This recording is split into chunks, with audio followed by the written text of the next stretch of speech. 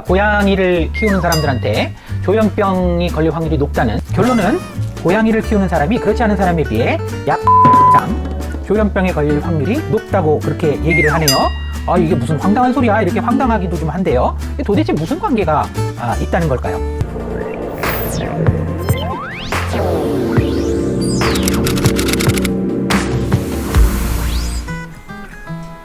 안녕하십니까, 누강강TV 신기한애입니다. 오늘은 고양이 얘기를 좀 드리려고 하는데요. 고양이하고 뇌과학하고 어떤 관계가 있지 하고 궁금해 하실 분들이 있는데요. 뭐 좀 싫어하실 분도 있을지 모르겠습니다. 고양이를 키우는 사람들한테 조현병이 걸릴 확률이 높다는 그런 연구 결과들이 꽤 있어요. 그래서 그 내용을 좀 소개시켜 드리려고 합니다. 오해는 하지 않으시는 게 좋겠는데요. 이 고양이를 키운다고 해서 반드시 조현병에 걸린다거나 그런 건 아니고요. 일부 이제 길거리에 돌아다니는 고양이들, 특히 우리나라는 아니고요. 서양 같은 경우에 조현병을 좀 증가시킬 수 있는 그런 고양이들이 좀 있다고 그래요. 그래서 어떤 것들이 그런 게 있는지 좀 살펴보시고요. 저도 고양이도 좋아하고 강아지도 좋아합니다. 그래서 고양이가 도대체 어떤 면들 때문에 조현병과 관련이 있는지 한번 살펴보도록 하겠습니다.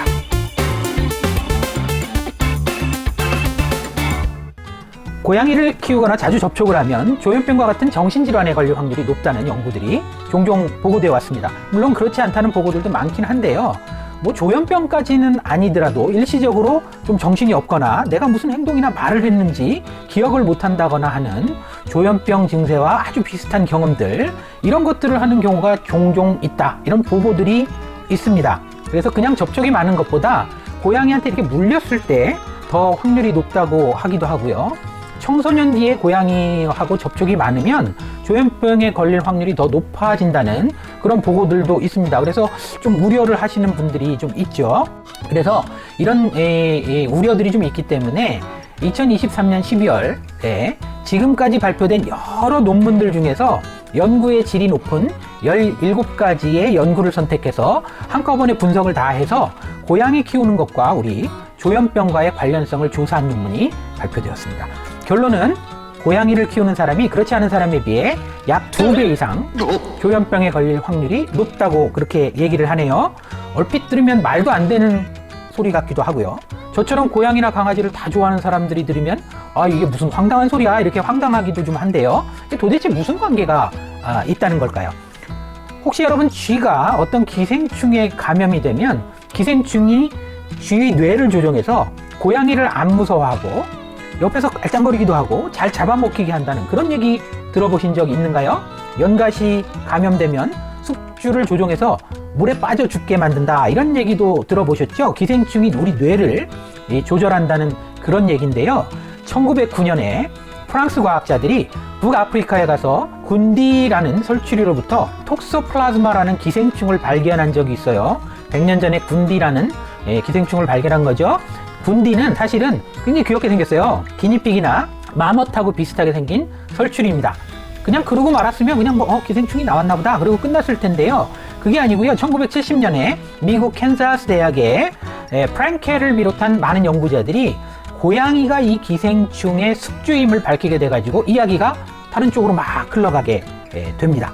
바로 기생충이 군디를 감염시키면요, 이 설치류의 뇌로 기생충이 침범을 하고, 그래서 이 군디의 행동을 조절해서 더 이상 고양이를 무서워하지 않고 오히려 그 주변에 얼짱거리게 만드는 거예요. 그럼 고양이는 이 정신 나간 설치류를 쉽게 잡아먹을 수 있게 되고, 기생충은 다시 고양이를 감염시켜서 자기 번식을 확실하게 할 수 있겠죠. 감염된 설치류를 중간 숙주로 해서 정신 나간 좀비로 만들어 버리고, 그거를 최종 숙주인 고양이에게 기생충이 들어가게 만드는 이런 과정을 거치는 거죠.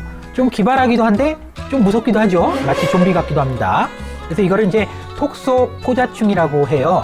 톡소플라즈마 곤디라고 하는데요. 이 톡소플라즈마는 고양이를 최종 숙주라는 기생충입니다. 학명을 그대로 읽어서 톡소플라즈마라고 이렇게 얘기를 하고요.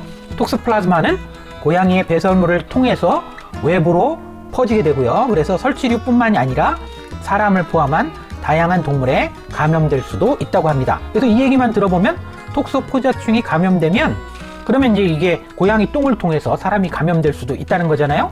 그럼 이제 감염이 된 다음에 이 톡소플라즈마가 보호주머니를 만들어서 그 안에 들어가요. 그 안에 들어가서 인체 조직에 오랫동안 머무를 수도 있고요. 이때 주로 이제 머무르는 장기가 뇌자로 머물게 되고 눈이나 근육이나 이런 근육 그리고 간 등에도 자리를 잘 잡는다고 그렇게 알려져 있습니다. 그래서 만약에 인체에 감염된다 그러면 굉장히 문제를 좀 생길 수도 있겠죠. 그렇지만 이제 큰 문제가 안 되는 게 인체에 감염되면 뭐 항생제 처치를 할 수 있고요. 치료가 잘 되는 기생충이에요. 그래서 매우 드물긴 하지만 만약에 면역이 약한 사람이 고양이 똥 때문에 이 감염이 된다 그러면 뭐 망막변성, 눈이 이제 상하거나 뇌수막염이 걸리거나 그다음에 임파절에 염증이 생긴다거나 이런 여러 가지 건강상의 좀 문제가 일으킬 수도 있고요. 임산부가 감염될 경우에는 태아의 수직 감염을 유발해서 신생아 발달을 비롯한 여러 가지 건강상의 문제를 일으킬 수도 있다고 합니다.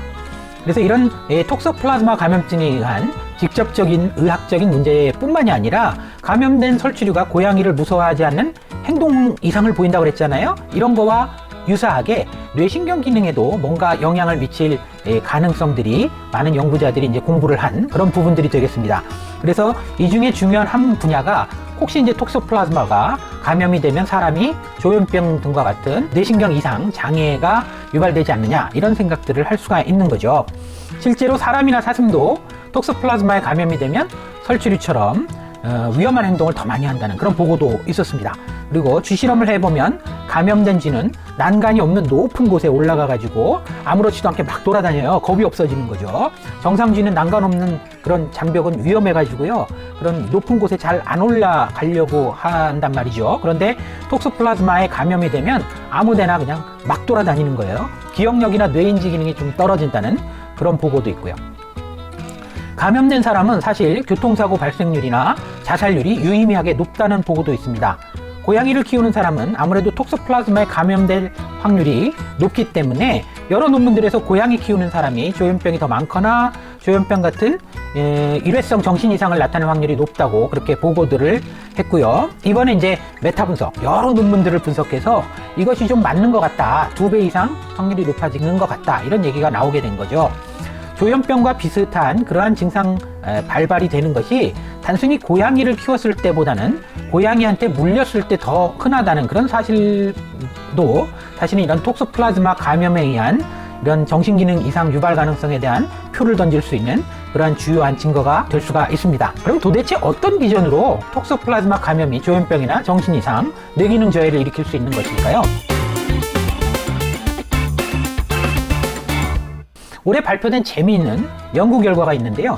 쥐를 이용한 실험에서 톡소플라즈마 감염은 조현병, 우울증, 불안증 등과 같이 그런 병리 조절에 중요한 역할을 한다고 알려져 있는 도파민 수용체 혹은 IDO라는 게 있는데요. 인돌아민 2,3 디옥시지네이스 2도라는 효소의 발현 이상을 일으킨다고 보고가 되었습니다. 마약성 약물들이나 강력한 향정신성 의약품들이 조현병 유사 증상을 일으키는 것이 잘 알려져 있는데요.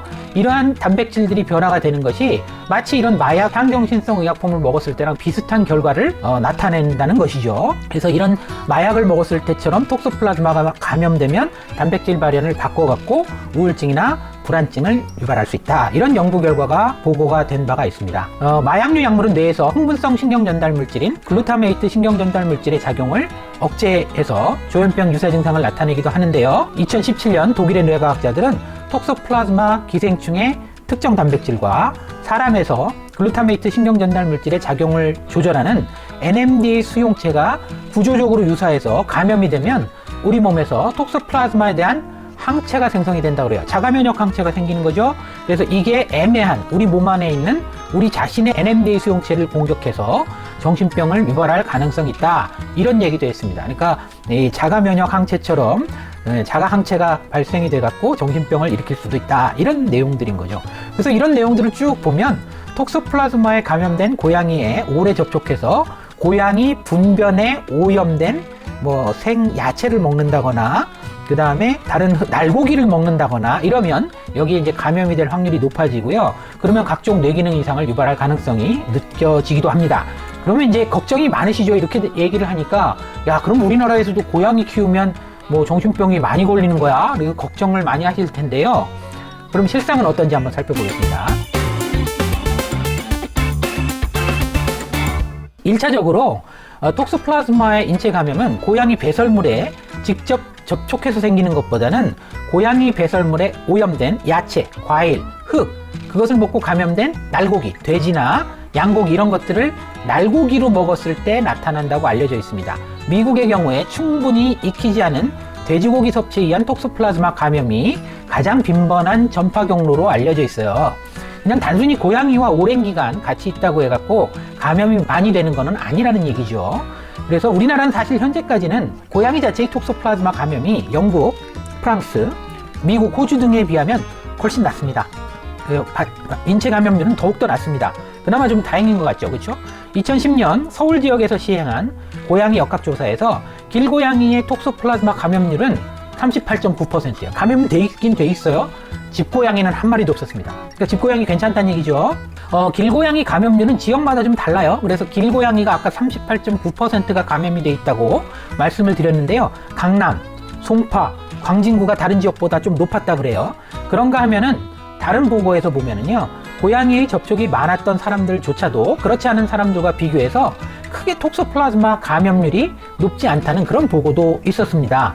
다만 고양이 접촉을 많이 하는 사람 중에 특히 집고양이가 아닌 길고양이 접촉을 많이 하는 경우에는 조금 더 톡소플라즈마 감염률이 조금 더 높기는 했다고 그래요. 그래서 이런 내용들을 총 종합해서 보면 한국은 다른 나라에 비해서는 아직 톡소플라즈마 감염률이 높지 않고, 특히 집고양이만 이렇게 접촉을 하는 경우에는 감염률 차이가 고양이를 키우지 않는 사람에 비해서 크게 그렇게 다르지 않을 가능성이 높다고 보여집니다. 그러니까 뭐 그렇게 크게 걱정할 그런 상황은 아니다, 이렇게 말씀드릴 수가 있겠고요.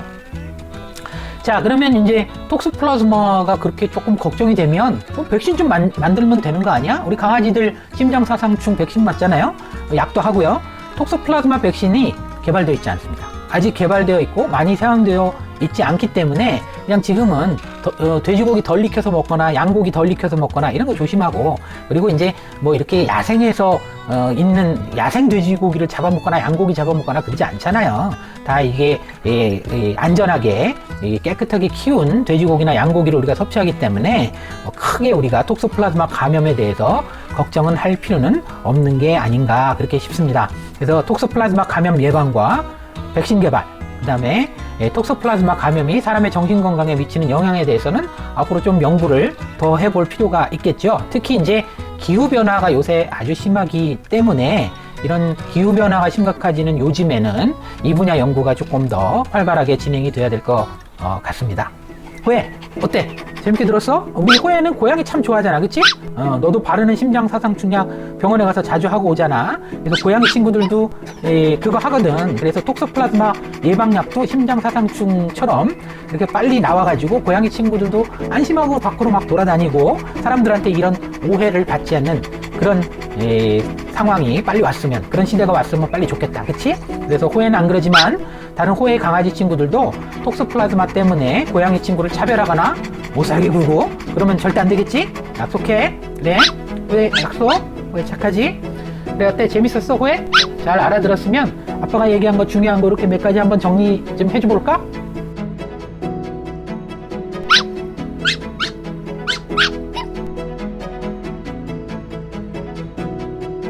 오, 그렇지. 아주 잘했어. 그렇게 해서 오늘 고양이하고 톡소플라즈마 감염하고 혹시 있을지 모르는 정신건강 위험성에 대해서 잘 알아봤지? 다음에 더 재미있는 얘기 해줄게. 자, 여러분, 오늘은 톡소플라즈마하고 고양이 감염, 그리고 인간에서의 조현병과 유사한 그런 뇌신경 기능 저해를 유발할 가능성에 대해서 알아봤습니다. 뭐 걱정은 되시겠지만 실제 현재 상황에서는 톡소플라즈마 감염 때문에 고양이로 인한 정신병이 생기는 것들은 적어도 한국에서는 그렇게 크게 위험할 정도는 아닌 것 같고요. 그래도 이제 외국에서 그런 사례들이 많이 있고 기후가 점점 온난화되고 있기 때문에 우리나라에서 이런 부분에 대해서 관심은 가지고 연구는 할 필요는 좀 있어 보입니다. 누강강TV 신기한에는 다음에 더 좋은 컨텐츠로, 재미있는 컨텐츠로 여러분에게 다가오겠습니다. 구독과 좋아요는 저희 채널 컨텐츠 만드는 데 큰 도움이 됩니다. 항상 구독과 좋아요로 응원을 해주시고요. 항상 궁금한 것이 있으시면 언제든지 댓글을 남겨주세요. 그럼 더 좋은 컨텐츠로 다음번에 우리 누강강TV 신기한에 돌아오겠습니다. 감사합니다.